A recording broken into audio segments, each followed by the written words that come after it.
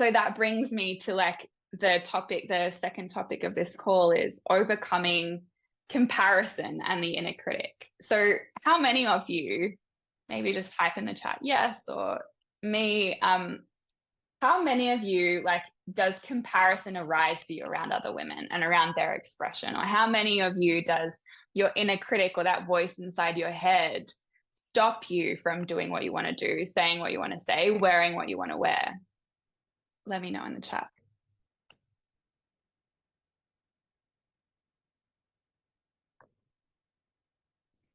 Yes, most of the time. Absolutely. Yes. Every day. Yes. Yes. Yep. Yeah. I feel you. So the way that I've learned to overcome the comparison and the inner critic that arises for me around this, and this is like a tool and a trick that we come back to again and again. Like, you don't just do it one time and then it's gone forever.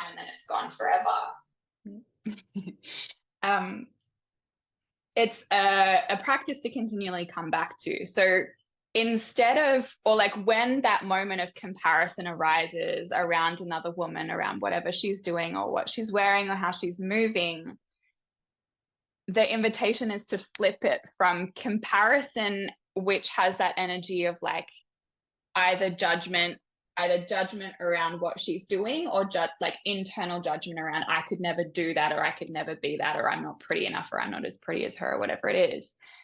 Can we flip that from comparison into inspiration? So like looking at this beautiful woman in her full expression or doing whatever she's doing and being like, wow, that's amazing. If she can do it, I can too, right? Instead of like, oh, I could never do what she does. It's like, wow, if she can do it, I can too. And then the next step up from that is like, can you actually tell her? Like, can you give this beautiful woman a compliment for whatever she's doing, whatever she's wearing, or how she's moving, or whatever it is? And like, this is how we heal the collective sister wound, right? Like, instead of putting each other down, putting other women down, shaming each other, can we lift each other up and inspire each other and like tell another woman when she's shining in her light and how that's inspiring us? And then the next step up from that is, can you actually ask her to teach you what she's doing? Wow, like how did you learn to do that? How did you learn to move in that way? I would love to know. Or like, where did you get your dress from, or whatever it is, you know? This is something that I really, really felt in stripper school, which I'm doing at the moment. It's not actually called stripper school, it's just the name that I decided to give it because it's fun. It's an embodied stripper training that I'm doing, not a stripper training, an embodied course to learn to access your inner stripper. And we have this really fun show at the end where we actually perform in a strip club, but it's just our like friends and family that get to come, so it's no random creeps.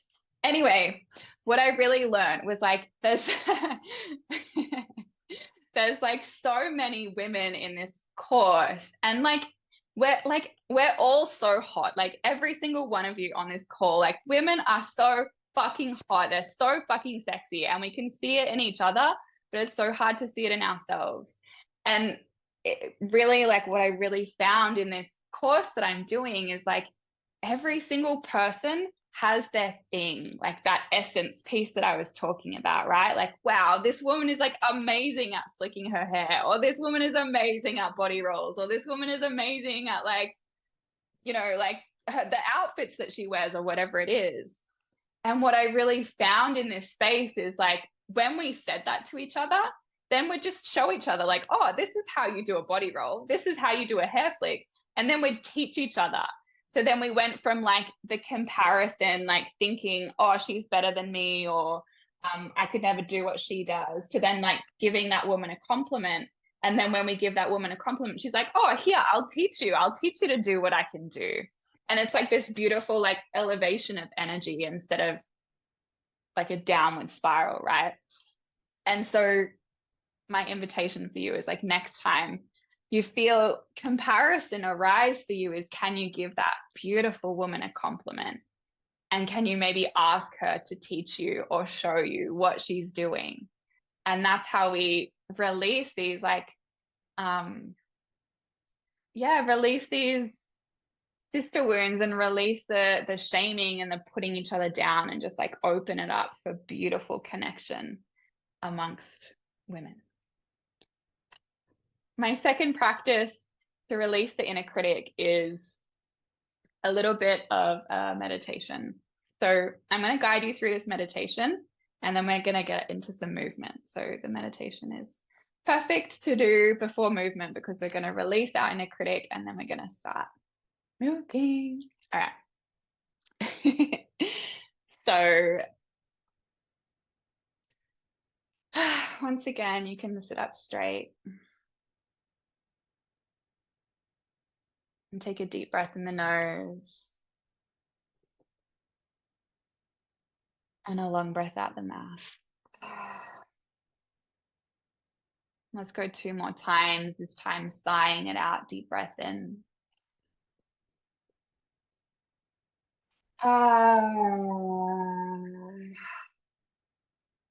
One more, really making a nice big deep sigh, deep breath in.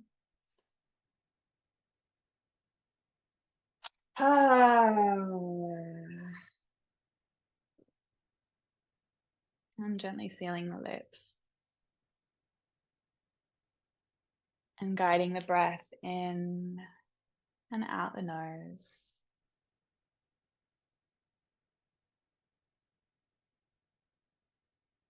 And then just allowing the voice of your inner critic to come forwards.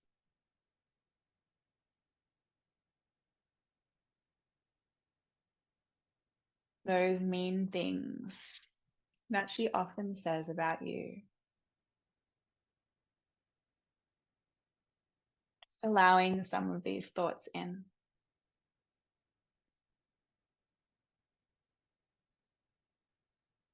Noticing how this feels in your body.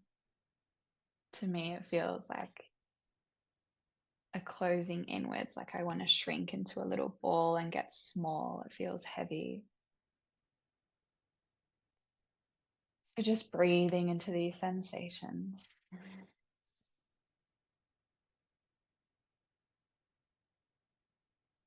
And these words, these things that your inner critic says about you.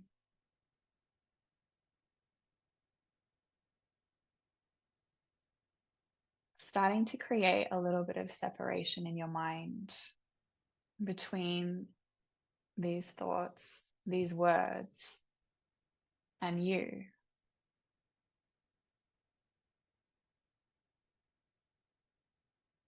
So starting to actually give your inner critic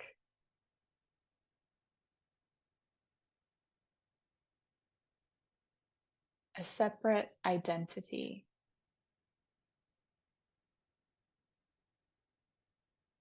Maybe you want to give her a name.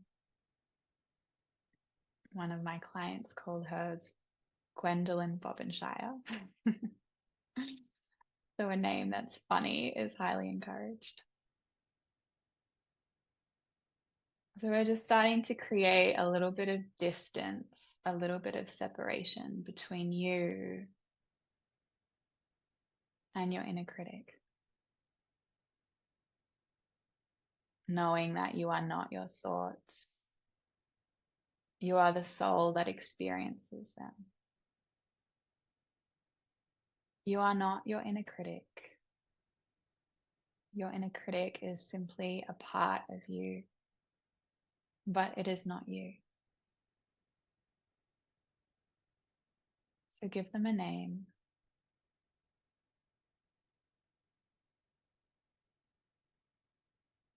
And give them a visual.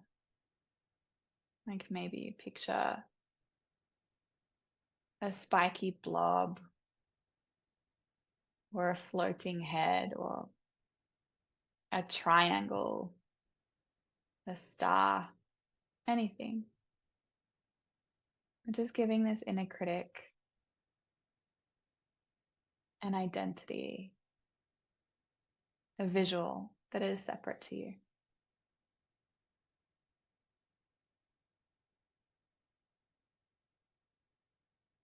And all of these thoughts, all of these stories, all of these negative beliefs that your inner critic says, feeling them like a bundle swirling around this separate object, this separate thing to you, not part of you, but separate.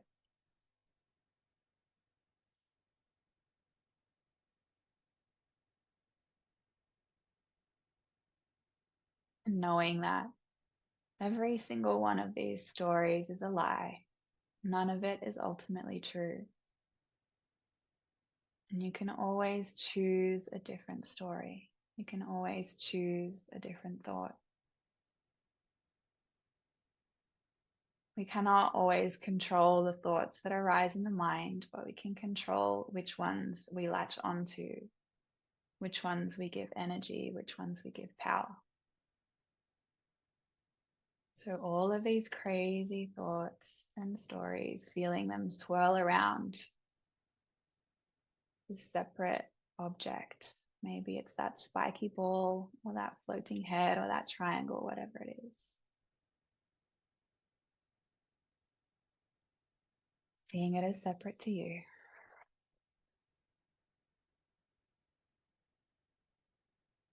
And then seeing a beautiful big bow and arrow in your arms. Seeing yourself as a warrior woman. Maybe you have black lines on your face or tattoos down your arms. And you have this beautiful golden bow and arrow. Like Xena, the warrior princess. And you grab one of the arrows out of your backpack. And on the tip of the arrow, you place your inner critic. This blob or spiky ball or floating head is placed on the tip of your arrow as the warrior woman that you are. You point the arrow up to the sky, draw back the arrow, you feel the intensity, the strength of your arms, the strength of your bow. And you shoot the arrow off into outer space, into the stratosphere, with your inner critic still on the tip of the arrow. Seeing it way, way, way out in outer space, out of your body, out of your mind, out of your experience. And feeling into that warrior woman within you. The warrior woman within you that has the tools to conquer the lies of the inner critic. And then feeling how that feels in your body. I feel like this surge of energy, like my chest is lifting up. I feel strong. My body wants to straighten.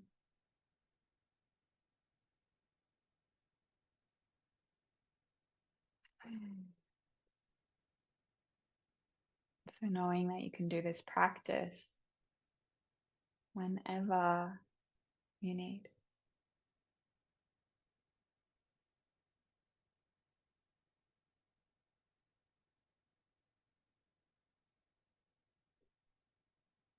And taking one more deep breath in. And a long breath out.